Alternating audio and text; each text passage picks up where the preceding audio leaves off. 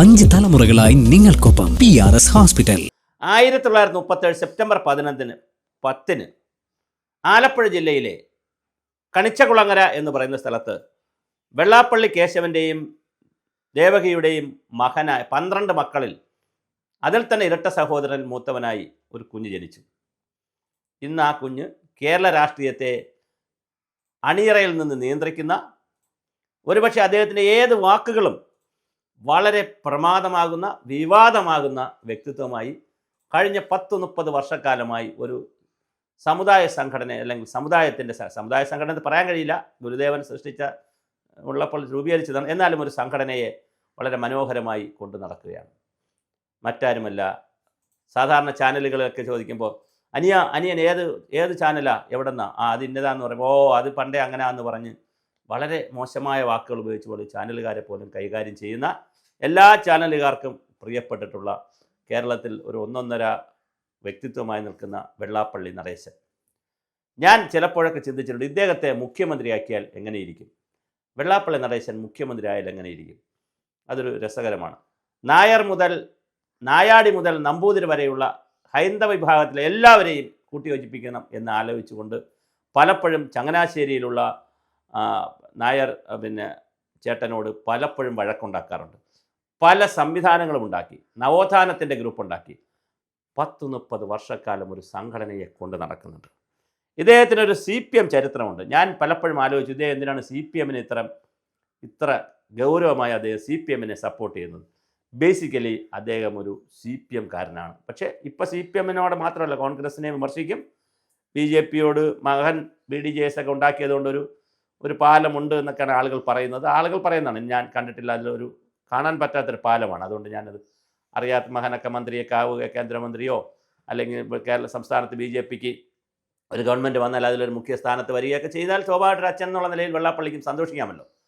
പിന്നെ വെള്ളാപ്പള്ളിയുടെ മറ്റൊരു ഏറ്റവും വലിയ പ്രത്യേകത, ഞാൻ അതിലേക്ക് വരാം, കമ്മ്യൂണിസ്റ്റ് പാർട്ടി ബന്ധത്തിലേക്ക് വരാം.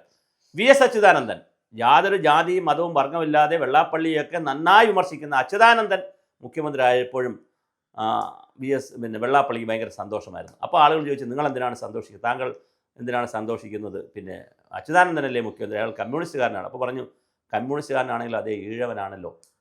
അപ്പോൾ ഇത്രമാത്രം സമുദായത്തെ സ്നേഹിക്കുന്ന ഈ വ്യക്തി വേറൊരാളുണ്ടാവില്ല.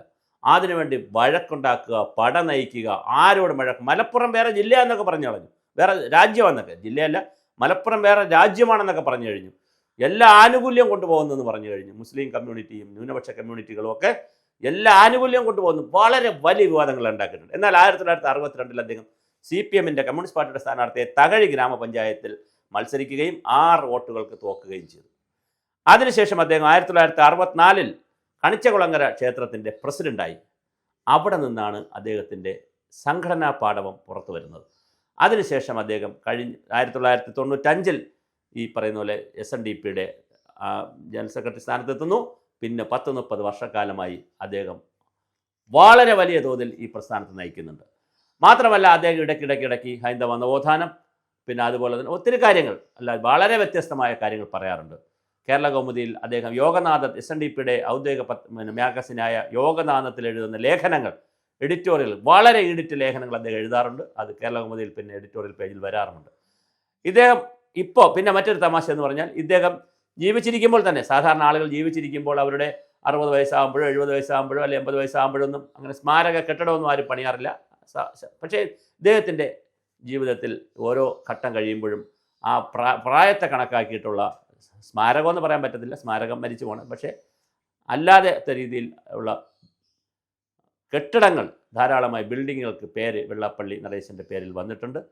വലിയ സ്ഥാപനങ്ങളാണ് നടത്തുന്നത്. ഗോകുലം ഗോപാലനെ പോലെയൊക്കെയുള്ള വലിയ സമ്പത്തുള്ള, വലിയ ബിസിനസ് സാമ്രാജ്യമൊക്കെ ഉള്ള ഗോകുലം ഗോപാലൻ, പ്രത്യേകിച്ച് 24 ചാനലൊക്കെ കയ്യിലുള്ള ഗോകുലം ഗോപാലൻ വിചാരിച്ചിട്ട് പോലും ഒന്നും ചെയ്യാൻ പറ്റിയിട്ടില്ല. ശ്രീനാരായണ ധർമ്മ പരിപാലന സംഘമൊന്നും ഒരുപാട് സംരക്ഷണ വേദി എന്നൊക്കെ പറഞ്ഞ് ഒരുപാട് സംവിധാനങ്ങൾ ഉണ്ടാക്കിയിട്ടും വെള്ളാപ്പള്ളിയെ തൊടാൻ ആർക്കും ഇതുവരെ കഴിഞ്ഞിട്ടില്ല. വളരെ അപ്രമാദത്വത്തോടുകൂടി അദ്ദേഹം നീങ്ങുകയാണ്. ഇന്ന് അദ്ദേഹത്തിൻ്റെ നാട്ടിൽ ഇത് നടക്കുകയാണ്, സ്വീകരണം നടക്കുകയാണ്.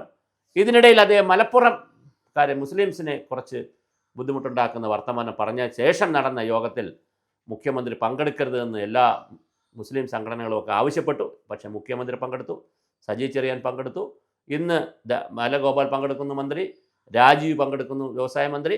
അപ്പോൾ വലിയ പിന്നെ ഹൈബി ഈഡൻ, മറ്റ് BJPക്കാർ എല്ലാവരും പങ്കെടുക്കുന്നുണ്ട് ഇന്നത്തെ യോഗത്തിൽ. അപ്പോൾ ഞാൻ പറഞ്ഞത് കേരളത്തിൻ്റെ മുഖ്യമന്ത്രിയായാൽ എങ്ങനെയിരിക്കും?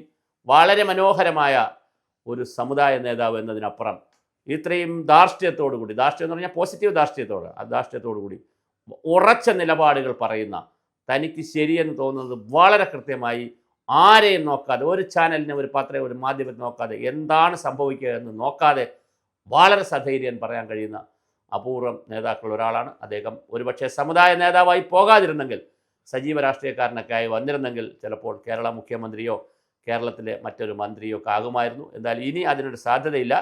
വേണമെങ്കിൽ കോൺഗ്രസ്സുകാർക്കോ CPMകാർക്കോ ഒരു പരീക്ഷണം നടത്താം, പക്ഷെ അതിനുള്ള സാധ്യതയില്ല. ഇനി BJP അങ്ങനെ ഒരു പരീക്ഷണം നടത്തുമോ, BDJS വഴിയുള്ള പാലം വിലക്കുമോ എന്ന് മാത്രമാണ് നമുക്ക് അറിയേണ്ടത്.